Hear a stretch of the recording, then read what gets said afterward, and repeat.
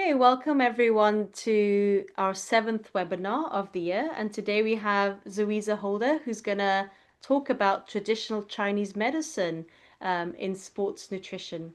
So Zoisa is an integrative medicine practitioner, and she's also a kinesiology practitioner. And she integrates a lot of the traditional Chinese medicine principles with her athletic clients. Now, before I pass it on to Zuiza, I just want to do a quick overview of our Level 7 diploma because most of our webinars are presented by our Level 7 diploma students, and Zuiza is one of them. So, Zuiza, if you don't mind pressing to the next slide. So, our Level 7 diploma is basically our flagship program within our course portfolio, and it is delivered fully online. So we have recorded lectures, resources, quizzes, and more for students to go through in their own time. And then we meet for an online tutorial on a weekly basis so students can interact and ask questions.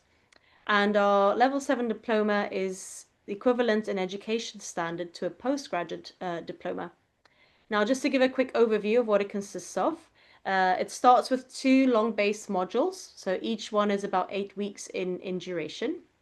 The first one looks at the integrative model, so integrative body systems within a sporting context. And then the second module looks at applied performance nutrition.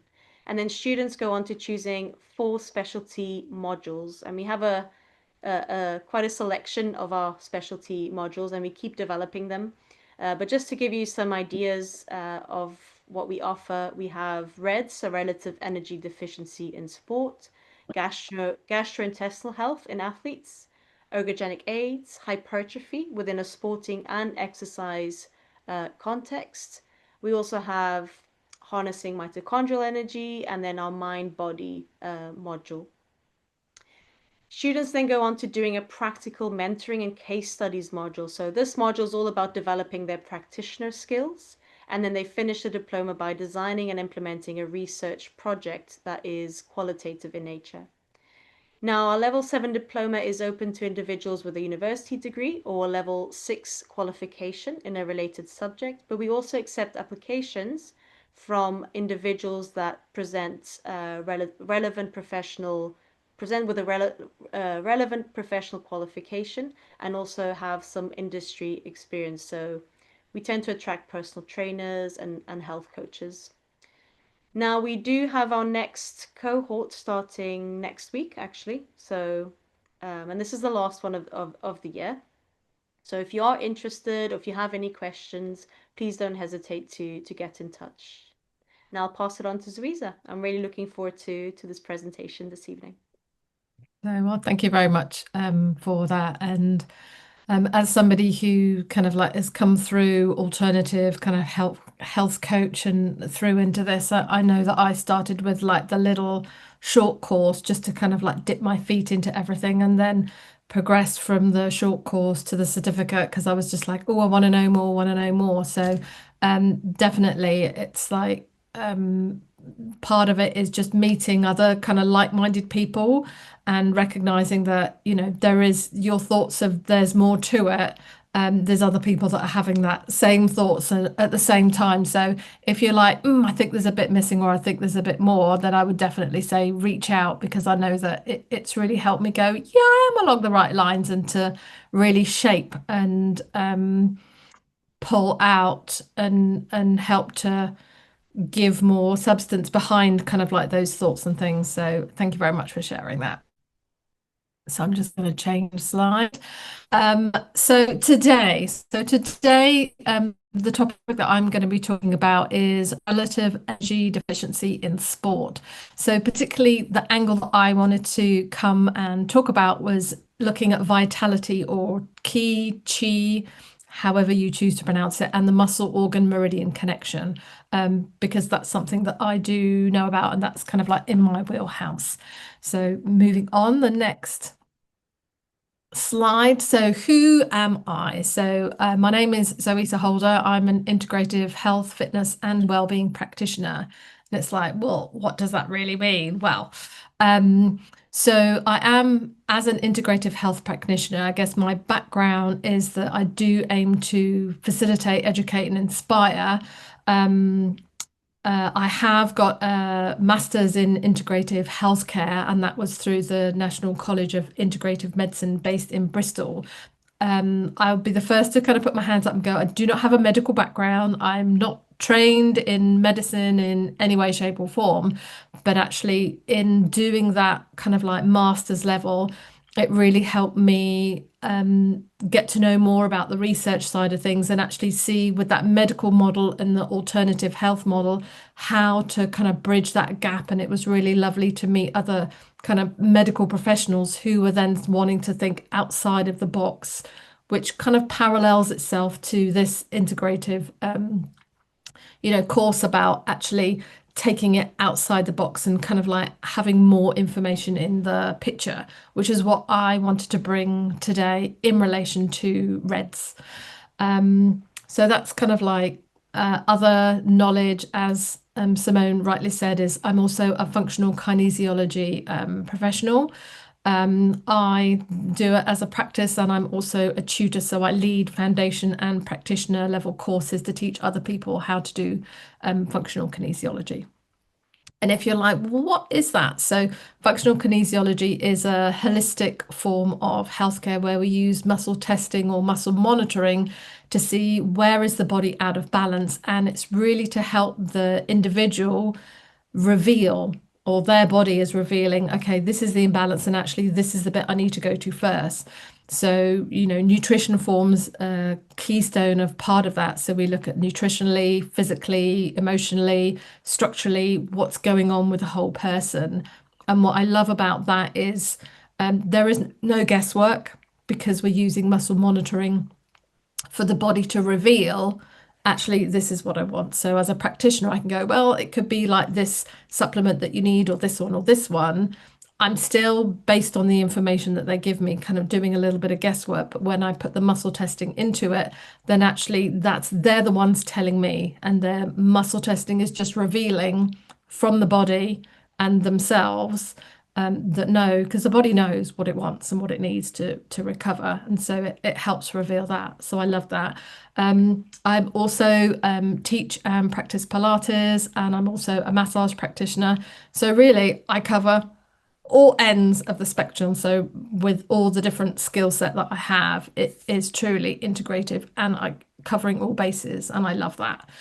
Um, and I love really helping people to understand what's going wrong with their body. I find that when people come to me, they often have an inkling of what's going on and that something isn't quite right. But often their words and what they're saying is falling on deaf ears. And then I'm like, oh, well, that makes sense because, and I help them piece together and go, well, this connects to this and this connects to this. And so for a lot of people, it's that relief of, somebody gets me, somebody knows that I'm making sense. And I think definitely having that integrative systems-based view, which is what the integrative sports nutrition course brings, is really supportive and helpful for everybody that I see. So whether the sport that they're doing is kind of like, I have a couple of people that are runners, so whether they're doing it as a kind of like professional level or non-professional but still like in the hobby and they do a lot of that, or just wanting to get back into fitness or coming from a recovery point of view, it all kind of like feeds in really nicely.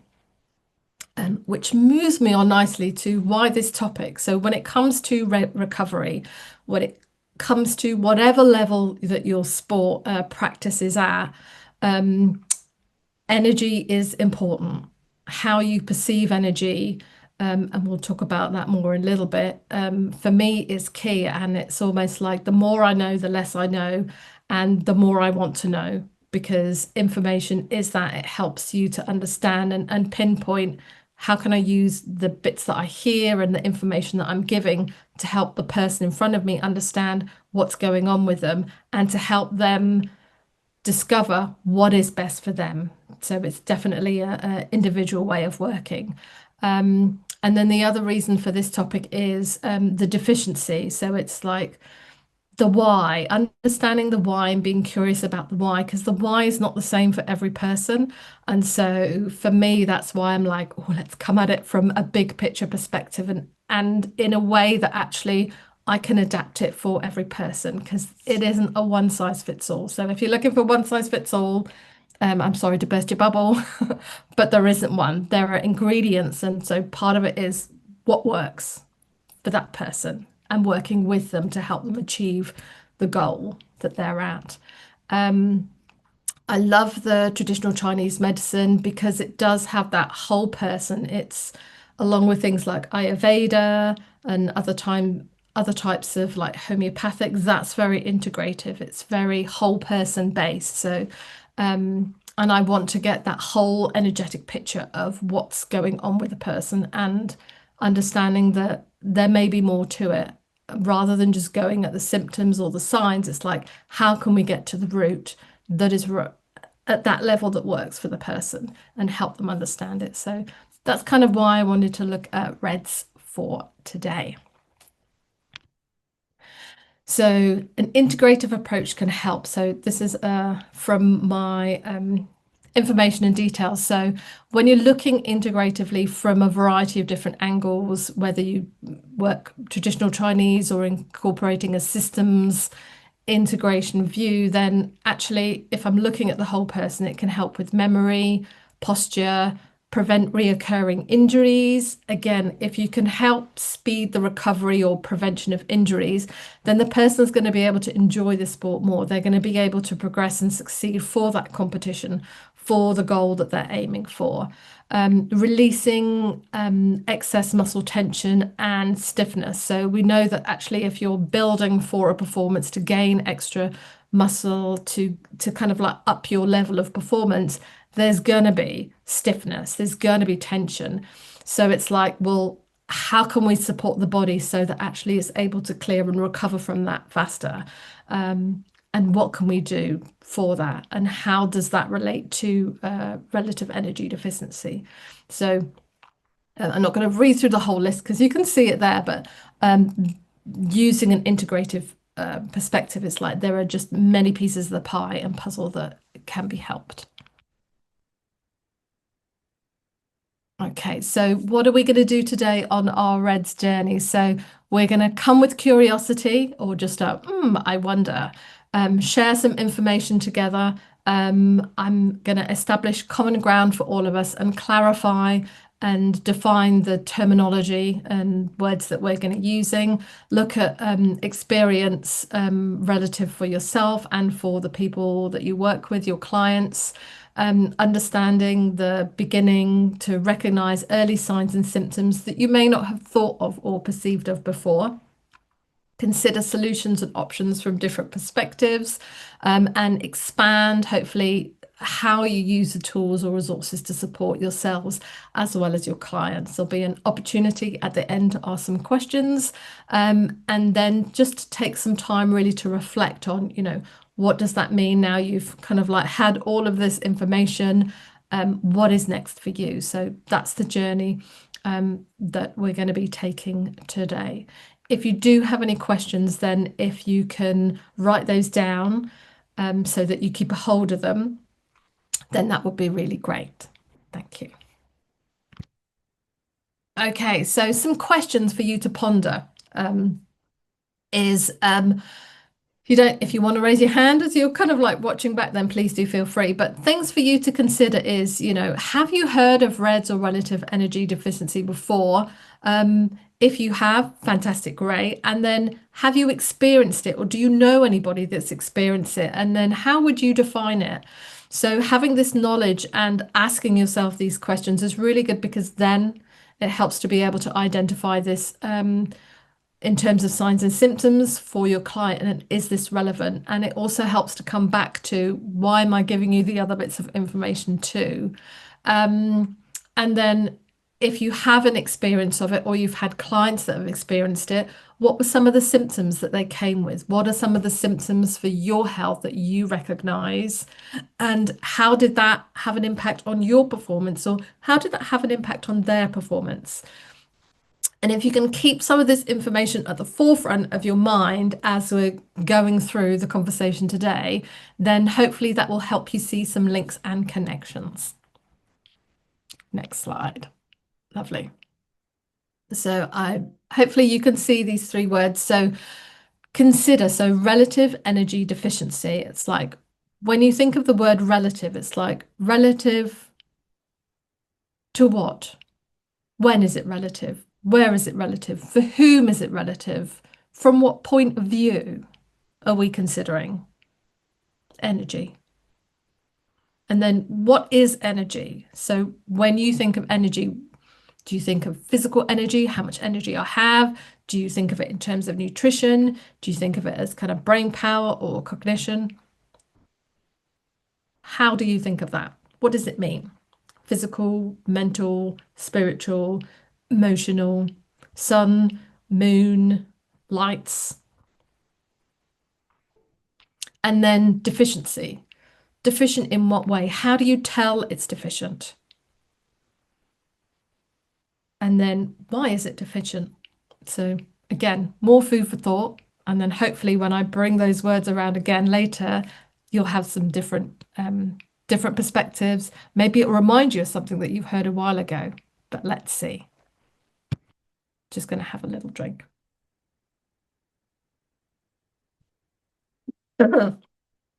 So what is relative energy deficiency? So I just wanted to start. So for those of you who are like, yeah, I've heard of it. Yes, I know, and can describe it. That's really great and fantastic. But I just wanted everybody to be on the same page. So REDS, as it's also known as, is a syndrome of impaired physiological or psychological functioning experiencing by female and male athletes. I would insert kind of like people, so you don't necessarily have to be as athletic standard, but for here, so insert there your personal participant that you're working with, that's caused by an exposure to a problematic, so prolonged or severe LEA, and so that means low energy availability. The detrimental outcomes include, but are not limited to, decreases in energy metabolism, reproductive function, musculoskeletal health. Again, remember those signs and symptoms that I asked back in those questions earlier on. It's like, do they fit into any of these categories? Issues with immunity, glycogen synthesis, cardiovascular and hematological health, which all individually and synergistically lead to impaired well-being, increased injury risk, and decreased sports performance. So in a nutshell, this is what the Olympic Committee has come up with in terms of that is relative energy deficiency. One of the things that I'd like to point out as well is that when it comes to relative energy deficiency, this is one point of view. So you may find other models. This is the one that I'm going to use as a basis point for here. Also, just a reminder is that I do not diagnose. We do not diagnose. When it comes to relative energy deficiency, REDS, I'm going to say that comes out of my mouth a little bit easier.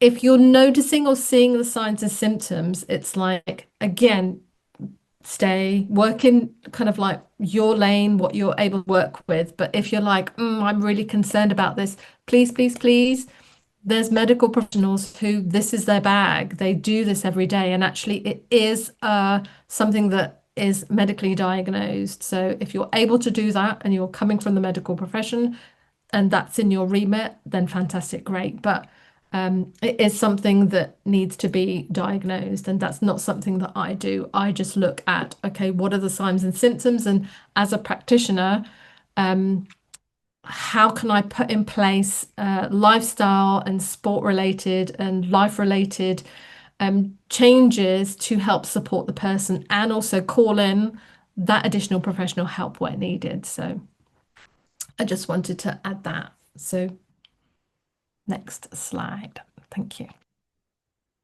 So from a Western point of view, energy availability, so remember that LEA that we saw in the definition, it's calculated based on the energy from the food and drink that you have, minus activity and exercise, so what you've done, kind of like physical activity, divided by your fat-free mass. So that's your total body weight and kind of like adipose tissue, etc. It's like we want to make sure what's left over is there enough energy available for you to be able to function, for your body systems to be able to do what they need to do once that activity and exercise has been kind of taken out of the equation. Okay, next slide. So then here we go. Some of the signs and symptoms again, endocrine systems, so that's hormone systems, cardiovascular, stomach digestive issues, immune, metabolic. So, and then you'll see here, you might have heard of the female health triad. So you can see that in the top corner, again, relating to the point of view that actually the athletes that can be more susceptible are females, and females that are going through kind of hormonal changes in particular tend to show up. So changes to menses or menstrual function, signs and symptoms to be aware of. Again, you've got a little visual here. So what parts of that relate to you? What parts of that potentially relate to the people that you work with or the people that you've seen, friends or family, other co-athletes that you are with? And then we've got the impact on performance. So on one side, so on the left-hand side, as you see it, we've got the changes in health, and then on the right-hand side, we've got changes in performance. One of the things that you may be going is, oh, they're different colours, Zoisa. Yes, I know there's different colours. We're going to have a look at why those different colours. But if you're curious already, then yes, you've come with curiosity, and I love that.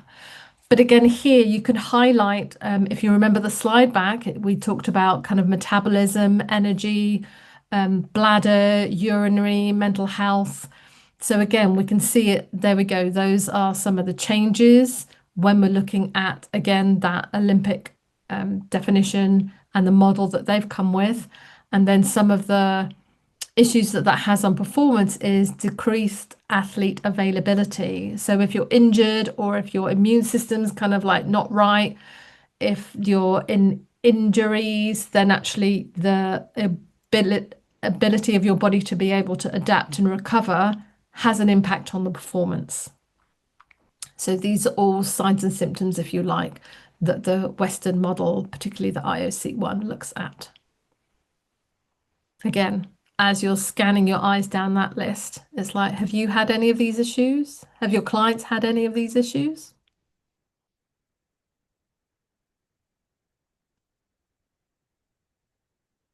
And so now we're going to then move to a different point of view. So what is another way that we can look at this? So right at the beginning, we spoke about energy and chi, ki, life force energy. So things to consider is, what is it? Where does it come from? How can it impact upon your health? And how can it impact upon the performance, doing your sport, the thing that you love, whether that's on your own, with your family? Let's find out and take a dive even deeper. I love this picture. So key energy or life force, it's part of everything. I really love this quote by Lezai. Apologies if I've pronounced that wrong. That's not my forte.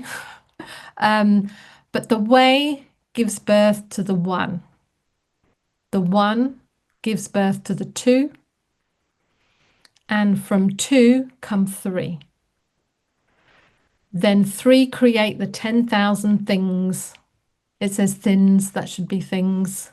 Maybe things are thins, thick and thins. Then 10,000 things carry yin and embrace yang. And that's from the Book of the Way. So I think that really nicely, if you think of, if I bring it to kind of like Western, like atoms and molecules, it's like we start from one and then from there, even if you think of the egg, it's like it then splits when cellular things happen. It's like it starts off of one and then it goes into two. And then from that two, it becomes three and then it multiplies, it multiplies. So there is that similarity. When it comes to life force and energy, it permeates everything. It sustains everything. Everything you can see, everything you can't see, everything you can touch is all made up of energy. It has a frequency, it operates at certain vibrations. It's all interconnected. We're interconnected. Have you considered that before? So the other thing is when it comes to energy, life force, chi, it's communicated along multiple and different pathways. Yin and yang, so masculine and feminine in traditional Chinese medicine is key. They're always, everything has both. And rather than a fixed amount of kind of like yin or yang, masculine, feminine, it's always kind of changing and flowing. Think of the ocean as it comes in and out. It's like it's just, and then it comes back again. And it's that even balance and ability to move from one to another. So there's a flow that goes as part of it, and there are cycles that go a part of it. And the other thing that we're going to look at in relation to life force or key is, as well as this play of yin and yang and the communication along pathways, those pathways are also known as meridians, and those meridians have different points along them. If you think kind of like release or kind of like gateway energy points where you clear, acupuncture or acupressure uses those. And so that's something to consider. Again, those are fundamental to health and being active or kind of like lifestyle and health when it comes to the traditional Chinese and other even Ayurvedic medicines. Again, if you do have any questions, please do write those down. Okay, I'm just going to have a look to see if there's anything else that I wanted to mention to you. Yes, in relation to energy, as well as there being 6 different types of qi, the other thing that I want you to consider is if everything, not if, everything is made up of energy, and actually we're like one large battery. One of the things when I'm teaching kinesiology, I have this little gadget, which is an energy stick. There's something to Google for you. And literally, I'm going to use my bottle. It's a stick. It's probably as long as this, but not necessarily as wide. And it's got 2 kind of like hold points at the end, and it's got some light circuits. And actually, if you're just holding on one end of the stick, nothing happens. And then if you hold the other end of the stick, then you make a circuit and actually the lights, they kind of like just start to go off and beep, which just is a physical demonstration of we are electricity. There's electricity through us, and we've made that connection. As soon as you break the link in one way, then the energy stick stops. And what's fascinating is when I've got a group of people there, it's like I can hold the hands go all the way around, and if somebody the other end of the room or the other side of the circle, say the 5th person, if they drop hands between the 5th and 6th, the light stops. If they join hands again, the light starts. It's fascinating, but it's a really good visual way of showing you how we are all connected. It's like amazing. I love it. But yeah, thinking ourselves as, we are a big energy battery and we get energy from our environment, sun, moon, as well as the different things that we eat.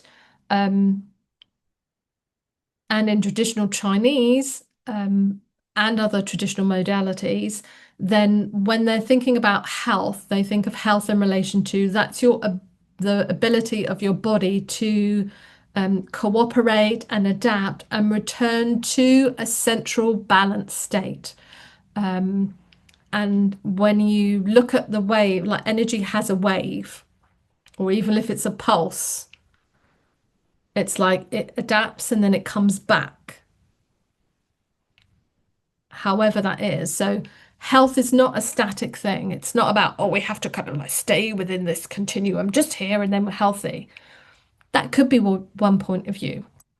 One of the ways that I like to think about it is if this is the natural thing of energy, there's a dip and there's a rise and there's a fall, then when it comes to our training, when it comes to our sport and you're building up towards that competition, is like, okay, how do we support that rise and how do we support the recovery afterwards?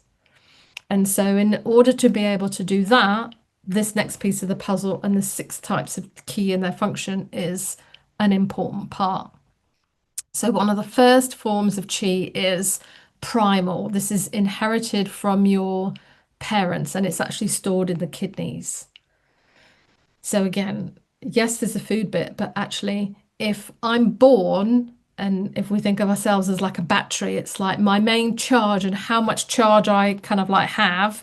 If you think about some of those rechargeable batteries, it's just like they're kind of full power, but the quality and the integrity and how much your battery can kind of hold is based on what you've inherited. It's like, so what's that like to begin with? So this is where when you're looking at your athlete and looking at the whole person, it's really good to kind of get that historical about the parents. It's like, what were their batteries like? And then use that to inform the solutions that you give to a person.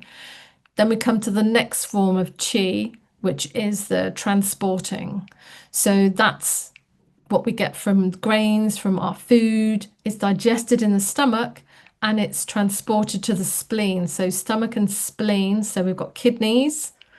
Then the stomach and spleen are really important because that's where what you put into your body that is going to have an impact on the quality of kind of like that energy, that battery. So you can have like name your favorite kind of like battery that you always put into your massage device or your training item that you're going to use, and it's like, okay, well, how am I charging it? If I want the best quality, what am I putting in to fuel it? And this is where the transporting energy connected to what you eat and also the air that you breathe, the lungs, they start to move towards the heart to be transformed into your blood. So actually, the blood, if you like, that circulation is transporting all that luscious nutrients. So the quality of what I put into my body and the air that I'm breathing is really important. So when we're thinking about that energy efficiency or have I got enough fuel, then these are key things when we're looking at it. Well, actually, what am I putting in? When am I putting it into my body? So those are really good considerations. If you're training and you're working out, it's like, what is the air? If what I'm breathing, my lung chi, helps support that final kind of like true chi, then actually it's all important to consider all these different pieces of the puzzle that go to make up the final energy that you're going to be using to for your health and to be able to do the sport and the things that you love. So the third form of chi is gathering chi or pectoral chi. So it kind of comes, you've got the kidney, you've got the lungs, and then you've got the stomach, and then it's all kind of like carrying through up into the chest, blending together there. And then from there, it comes to the raising chi. So that's known as upright. It's like if it's all good and I've got the best of the best, then my ability to kind of like be upright, stand in the world, to have the energy and the fuel to be able to nourish all my organs, all my fascia, everything, the energy, the different systems that are being communicated with, and to be able to defend against internal and external pathogens is all good and strong. Which brings me nicely into the next form, which is protection, yin ki. Again, nourishes, we've got the female organs, kidneys, liver, heart, spleen, and the relationships that they have with the rest of the body, and particularly the blood. Again, blood coming in again, just The blood is also helps with the warming, which is that sixth form, again, defensive, protecting. It's much more coarse. It flows in the outer layers. So underneath the surface, think skin, that's a very protective. So it communicates with that. It communicates with our muscles, protects, as I said before, against those external factors. So things like wind, heat, cold, damp. So in traditional Chinese medicine, um, we all, wind is important, heat is important, cold is important, damp is important. But if I'm thinking about my a battery and that original kind of kidney and what I was dealt with from my parents and what I've eaten and the air that I breathe, then when it comes to the wind, how much wind can your body take before it switches the scales? If you're doing a sport that's outside, it's like how much before, again, relative, how much of that wind energy before actually, yes, it starts to have an impact on efficiency. The balance and the flow then becomes hindered. The body's starting to show a few signs and symptoms.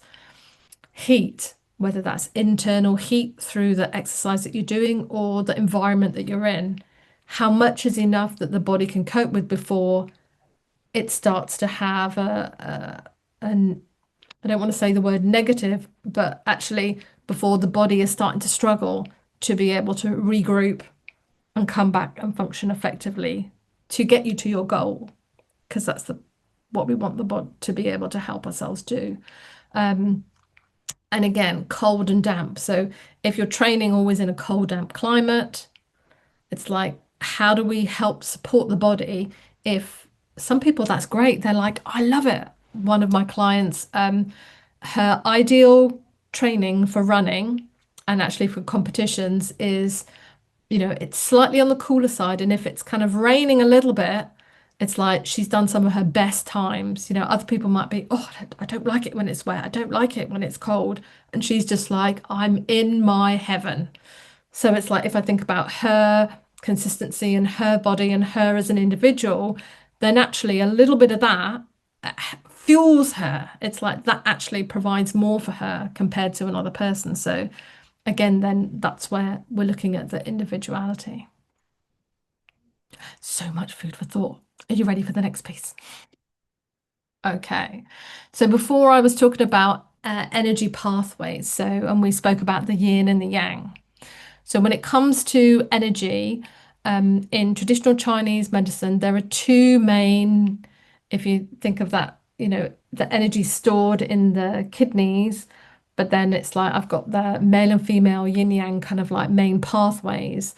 So the central meridian is connected to the brain, and then we've got the governing meridian is connected to the spine, and there are muscles that connected to these meridians as well.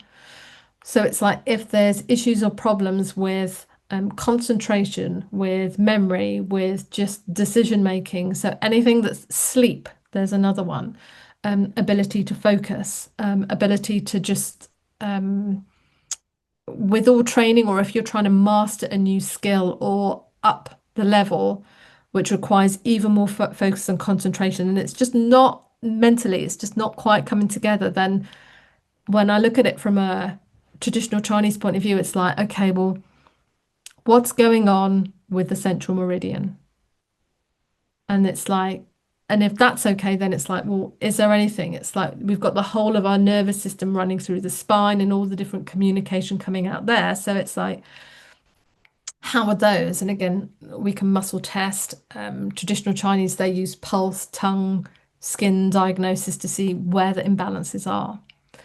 And if we look at, remember, back to those different types of qi, kidney, lung, and spleen were key important ones.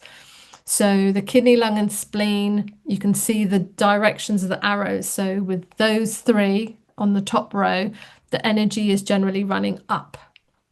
And if you're like, well, Zoisa, the lung one's going from like here to the thumb and the arms are down, but generally, if you think of a kind of like exposition, when you're looking at the running of the meridians from a Chinese point of view, then female comes from the earth upwards, and we do it with the hands in this upwards position, and then you've got the sun energy or the male coming from the sky downwards. So we've got gravity. So that's the easy bit. So if you've got that, think of that flow, it's like if down gets assisted by a little bit of gravity as well, then is up needs a little bit more to it. So it's like if the body has enough energy, then up is easy. But if it's heavier coming down, what do I need to support that up? And then one of the other things that you might notice here is that in terms of the masculine and feminine, as we said before, is the feminine meridians tend to be more on the inside of the body and the masculine tend to be more to the outside. Again, remember we said about that protection, the protective.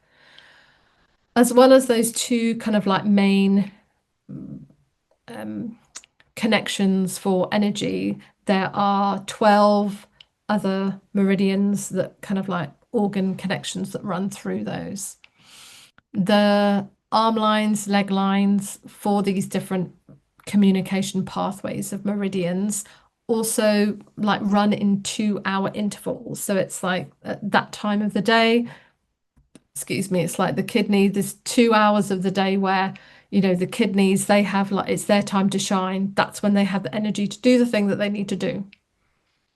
That's when the lung has its time to do the thing that it needs to do. And so when we're looking at training, it's like, well, when is that training? So for example, 7 to 9 is stomach. Then it's kind of spleen. So it's like, how can we adapt or adjust our training and to be able to support where the rhythms and the cycles of the body are naturally at? Is that something you've even thought of? And if I'm working with where the body is in its meridian and the organs that are needing time to digest, needing time to process, to give us enough nutrients to do the things that we want to do, then my performance and my health are going to be so much better. If I'm working against it, then what impact is that going to have? Curious and curious. More food for thought. Okay, next slide. So I was talking about those cycles and those pathways. So now here we have the clock. So again, I was mentioning the stomach. So you can see 7 to 9 is the stomach. And then we've got from 9 to 11 is the spleen. And then you've got those lungs at kind of like 3 to 5 a.m. is when it's like that's their time to shine and have the energy to do what they need to. So when you look at this 24-hour clock,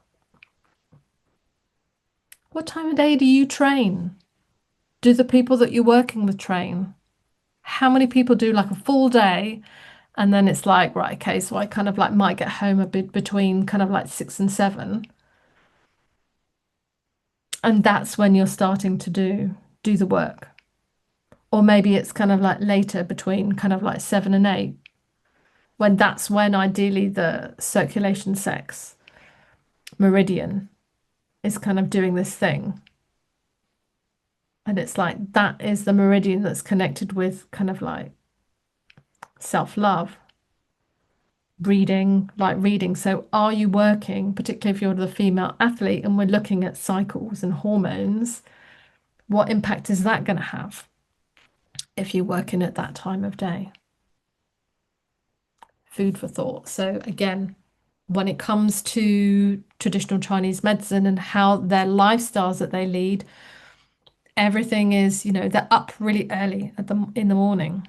So they're up like 5 a.m. so that actually I'm up and I'm awake when my large intestines, it's like, do you have a regular time in the morning? It's just like, okay, now between, yeah, I always actually just before 7, I always evacuate my bowels. It's just like your body is working with its natural kind of circadian cycle rhythm. So yes, go you. If it's not, then it's like, oh, okay, well, no, it's actually trying to do it. It's more like here. So again, it's all useful information to go, what does that tell me about my client? What does it tell me about the type of support or things that I can consider for that person to get them back into the flow so they're working more with their body and with kind of nature. Again, everything is interrelated. Moving on. So that muscle organ connection, I briefly mentioned it a couple of slides when you saw the meridians.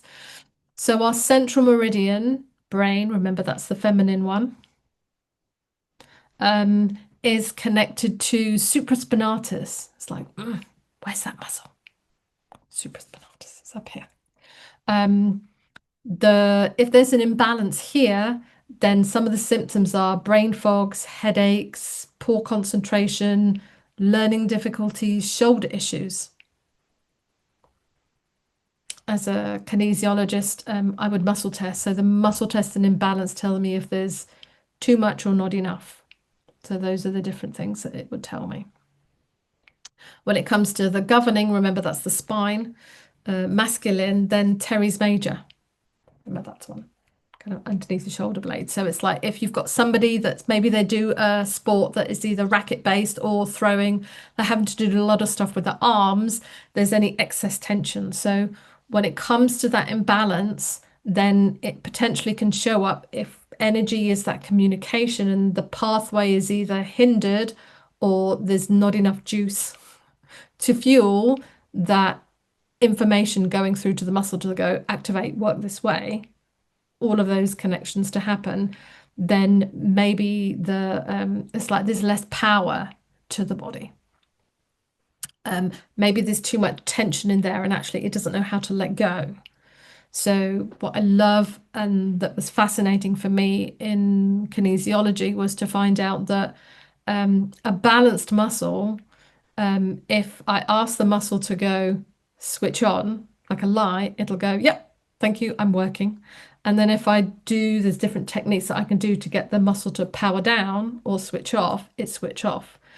If there's any imbalance, then either I go to switch it on and it's just like the circuit's broken. So remember the circuit's broken, it's like switch on. And it's like the switch is going, but the connection isn't, there's something that's stopping it from connecting. Maybe there's not enough energy or power for it to go that whole route. Or maybe it's like stuck here. And then you've got the other part where the connection is there and you're like, okay, time to relax. And you're lying down and you're having a hot bath, but the muscles are still like, you're like, switch off, switch off. I'm telling my brain to tell my body to tell the muscle to relax. And it's like, it's just not doing it. Think about when you plug things into the socket, it's just like, it's all plugged in. There's so much energy. It's like, if that's left for too long, too much for too long, then it's like something's got to give. But those are different things that we can tell and that traditional Chinese looks at. It's like, well, why is that muscle unable to switch on or switch off? Then we have kidneys, bladder. So you can see all the other ones down here. So things like psoas. So how many people, or even yourself, it's like, have you had groin issues? Oh, another pull and strain in the groin. Oh, well, when I'm trying to do the squats or I'm running and I'm going up a hill, then it's just like, oh, it's just like there's no power in my legs and rah, rah, rah, rah, rah. I wonder if there's anything going on in the kidney meridian. Is there an imbalance there? I haven't put it on here, but the psoas is that hip spine to help keep us upright. In the quads, a lot if you think about running sports, jumping sports, when you need that power for the quads, and then it's either they're not there or there's too much or they're like, oh. Quads are actually connected to small intestines. So for me, I'd be like, what's going on there? What's the imbalance with the small intestines? And actually, the quads might be showing it, but if I come back along, it's like, well, what's going on in the stomach and spleen? What's going on in the lungs? What's going on in the...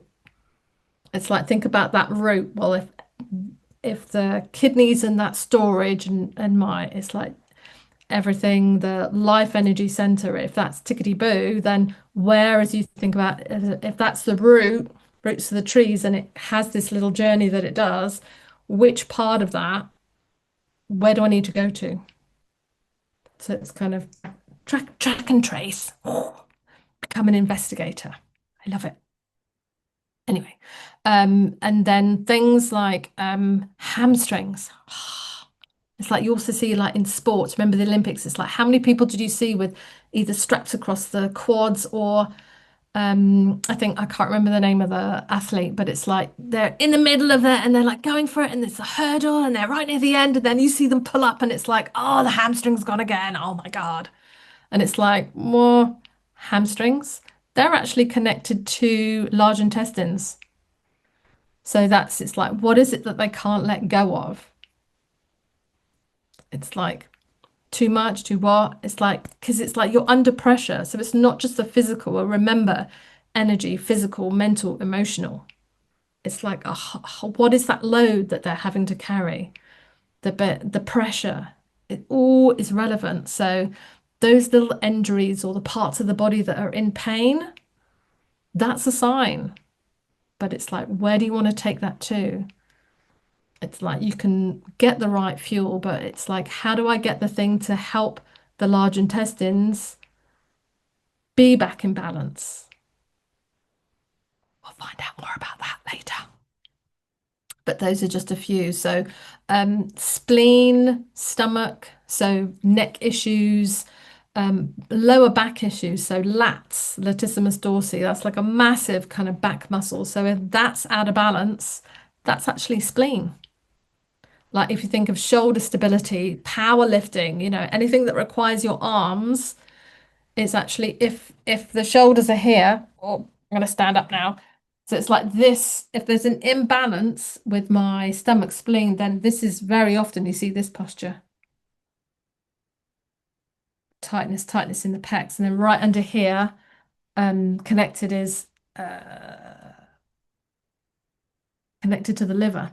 So you've got kind of like your pec major clavicular. And then here you've got it's connected to the liver. So it's just like, well, if the liver's struggling, again, it's that interrelationship. Why? Which organ or meridian needs a little bit of support? That's where we look to. So there's always rhythms and cycles. I spoke about that before.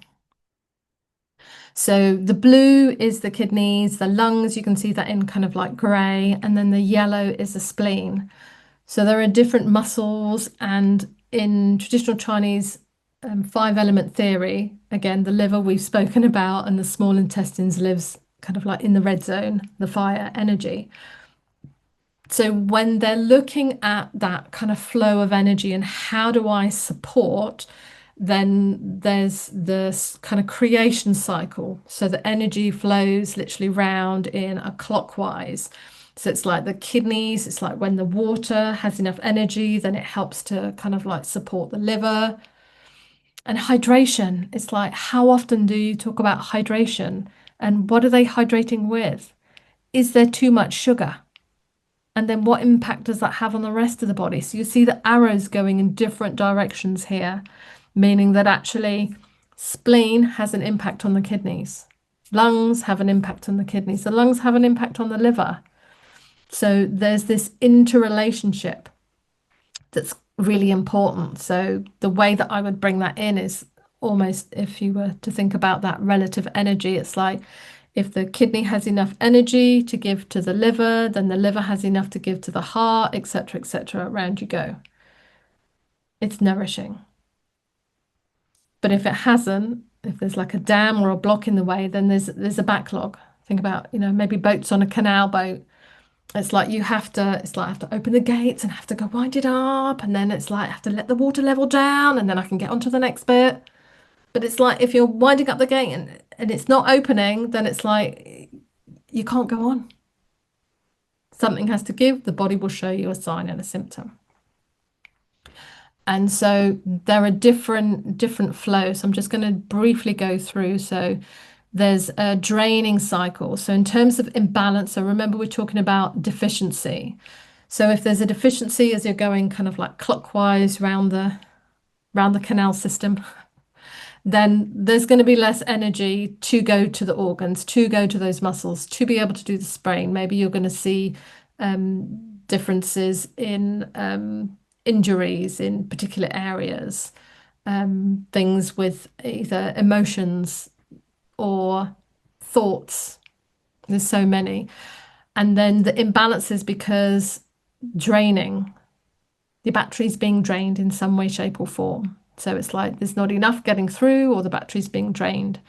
So I wanted to just to show you these, to just show that actually there's not just one relationship with regards to these different elements, with regards to the flow of energy between the kidneys, the lungs, the liver, the heart.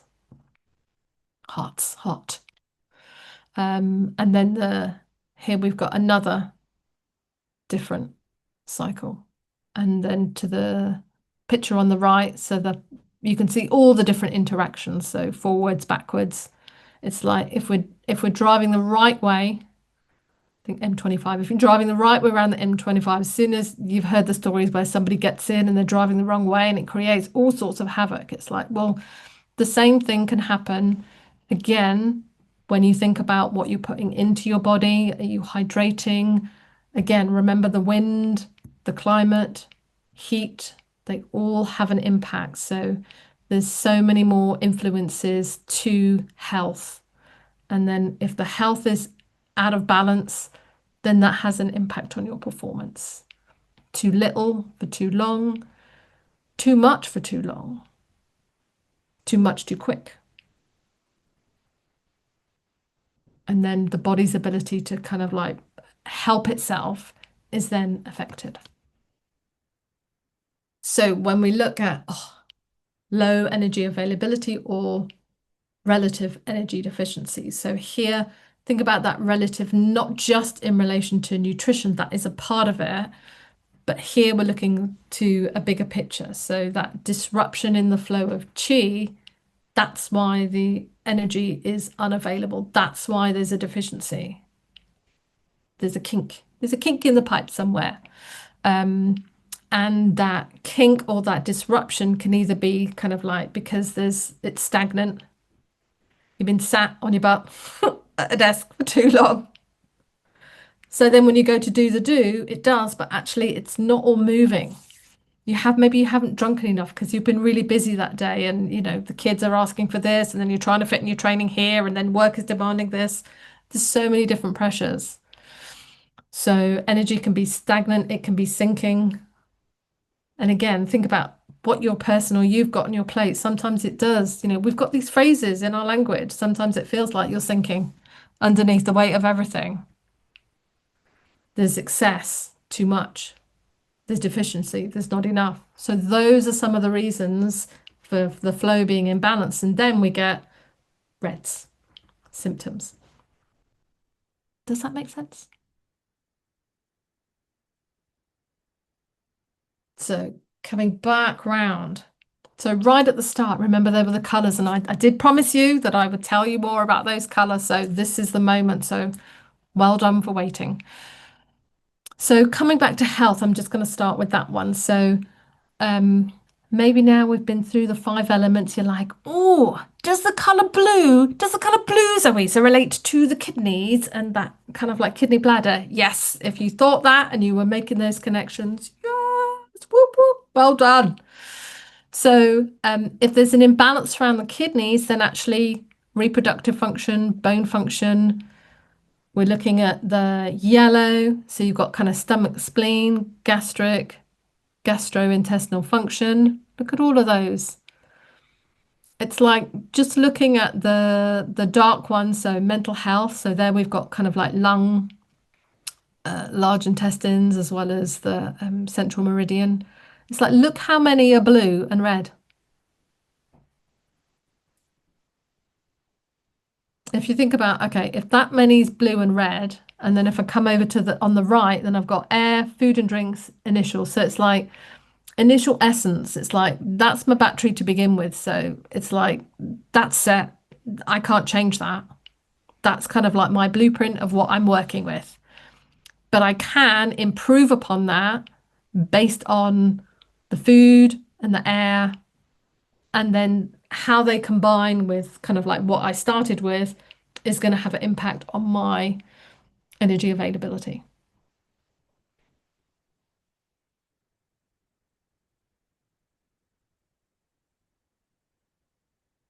So, what questions do you need to ask to be able to help find that information out for yourself, for your clients? And then we're going to come to, here we go. How much blue and yellow again? So, this is in relation to performance. So, less, you're available less. Again, we're coming back to that food as well as the air, as well as the water. Think about that hydration. How are they? How do I support that area of myself? And I've put down the sources and the references. So if you're like, oh, I want to find out more, then quite happy to find out more. So we started off with just looking at, okay, it's the food intake, but actually what you eat, it's not just a case of kind of like divided by your fat mass, fat-free mass. There's more to it. There is a bigger picture. There's another perspective. There's another understanding to be had if you're like, well, I'm kind of doing the food thing, but it's just not quite working and I'm not seeing the different results. Maybe there's another piece that you haven't quite thought of, another perspective. And traditional Chinese, or if you're like, oh, Ayurveda, that kind of like, I want to find out more about there, go for it. So solutions. What are solutions that you would, again, the food choices? So the first thing in terms of consider what are the causes? So what is the kind of like yin yang imbalance? Where does it lie? What is behind it? Both internal and external. Remember right at the beginning, I said that, energy, everything's made up of energy. Energy has a frequency, energy has a vibration. Um, it's held, all your organs, the meridians, everything's held in your connective tissue system. When that is flowing, when everything is moving, then it glides and slides. And your connective tissue system is a massive, it communicates, it helps support, it helps stabilize it's what the everything vibrates through. It's like a big mass web network.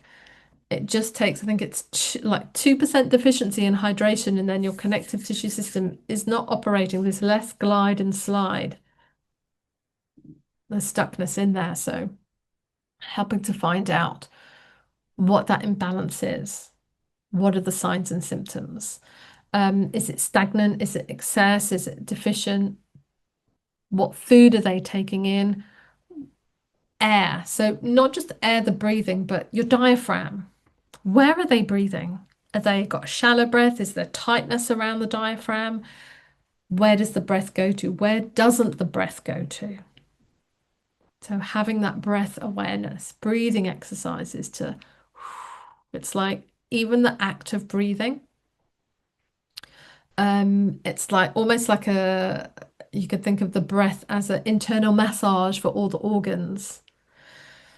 So if I'm allowing that fullness of breath to go in all three dimensions of the body, then I'm like helping, I'm massaging my kidneys, I'm helping massage the stomach. All of them are like having a good old move. How cool is that? Movement, that helps the flow, that helps the energy. Um, Time of day of the activities of what you're doing when. What are the different cycles? So how does your training change throughout the year? Does it change throughout the year? Where it's like, well, no, I built for this competition and this competition and this competition. Great if you know when those key kind of like, I have to reach my peak by here and here and here. But what you need, remember, because you've got all these different external forces which are having an impact on your energy. So whilst, February compared to like a June meet compared to a November meet, how do you need to resource you and your body and your athlete that you're working with to cater for those different things that are going to be impacting on their energy systems? Even in terms of the imbalances or the signs and symptoms, are there any rhythms or links or cycles? Has it happened again? When did it happen again? When was that last time? So, what are the different patterns that you can look for to help reveal the root cause to help the person? We just mentioned seasons, so locations. Maybe they have to fly or drive 3 hours to get to here, which means that they get less sleep. How can you work with that to help support them, to support the different organs? For myself, so I work with my kinesiology, so movement, Tai Chi, Qigong. What is their activities? Are they like go, go, go, go, go, let's go, let's go, let's go, let's go. Sympathetic, nervous system. Where's the rest and restore? Where's the calmy bit? If they're like, oh, I don't do calm, it's like, okay, well, what is an intervention that can help hands on, whether it's foot massage, bit of reflexology, helping the person find their thing. So here you might go, what's the melt method, Zoisa? That is the like working to help hydrate fascia, help with that glide and slide. It also helps to calm the nervous system. And I think I kind of discovered it kind of back in 2017 with like just a little soft ball. And I was amazed. Oh, hold on. My brain's going, you've got some melt stuff with you, Teresa. So there you go, my little melt kit. So I was in a little Pilates training session and they were like, here's a little ball, Zoisa. I know it looks like a squash ball, but actually when I learned to use this and a soft roller, and if you've heard of Sue Hitzman, it's like, go Google some more information, but actually just working with the ball helps to hydrate cellularly. So just by drinking water alone won't necessarily, doesn't mean to say it's going to get to where it needs to get to.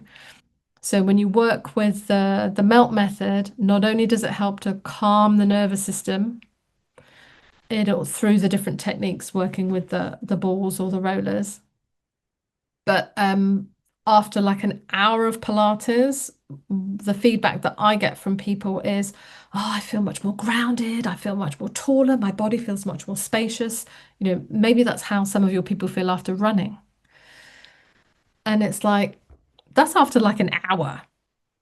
Like if I do like a 10-minute foot melt, I feel more grounded, I feel more upright. My without having it's not an exercise. It's like I can use that to help prepare my body to so that I can run even faster.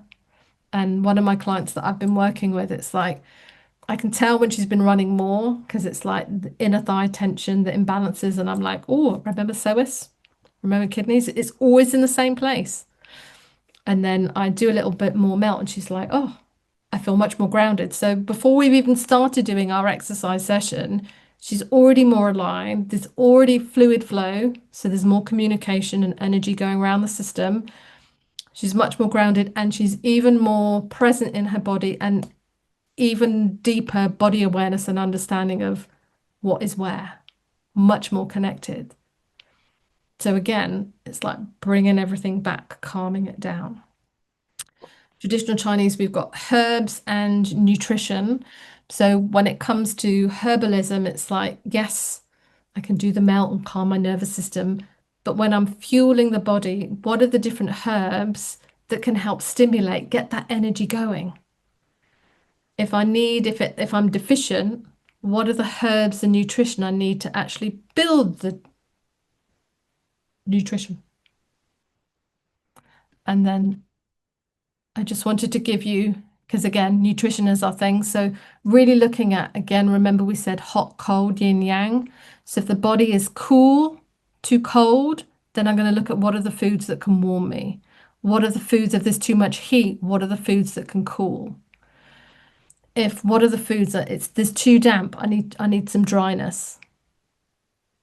So the type of food comes under different categories. And then here you can see there's different, with the different meridians and energy system, there's different types of foods that you can have to support, and there's different types of foods that can avoid. So I just wanted to give you, before we get into questions, an idea of a different way of looking at food to be able to support the system.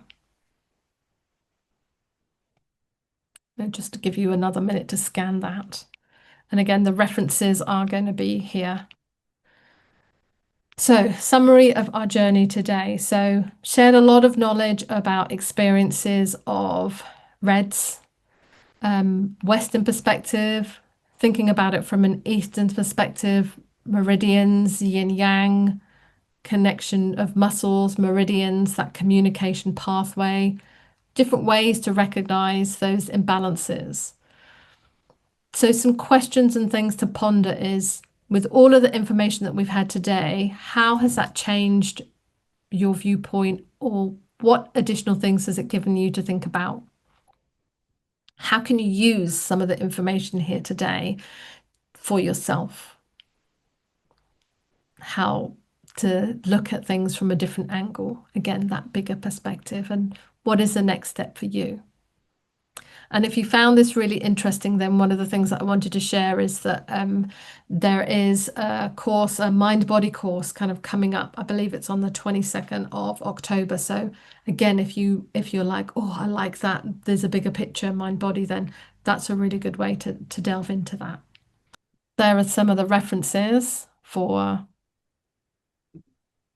there we go, contact details. So that's, I'm about moving better and feeling better in your body. So yes, so those are my contact details if you want to ask me any questions or have any information.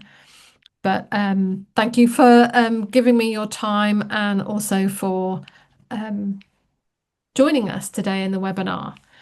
Anything that you wish to add, Simone? Thank you so much. I'm certainly mind blown and like a bit like very curious to a bit confused as well because it is quite a lot. Yeah, Um, but I'm definitely curious because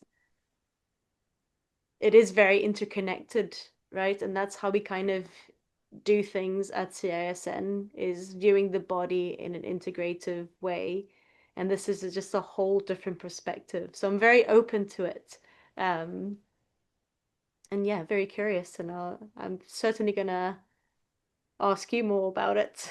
yeah. Well, thank you. And I really appreciate being able to kind of like share, just share my knowledge and my love of being curious and realizing that, there's more. Yeah, yeah, There is more. And actually the fundamental takeaways, I guess, is um everything is interconnected. And how would your practice change, and what would you differently if you thought it from the perspective of everything within and around me is made up of energy, and that energy is either supporting me to do what I want to do, or it's not. I mean, that's very kind of like yin yang.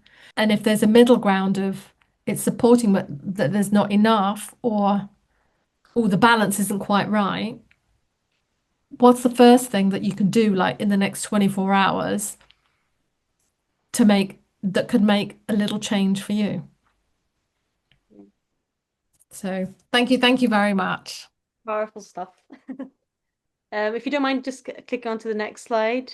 Yeah, I'll just finish off by saying thank you for joining and watching the recording. If you're watching the recording, these are just some of our social media, or we can find us on social media, but also our website and our Health Feeds Performance podcast.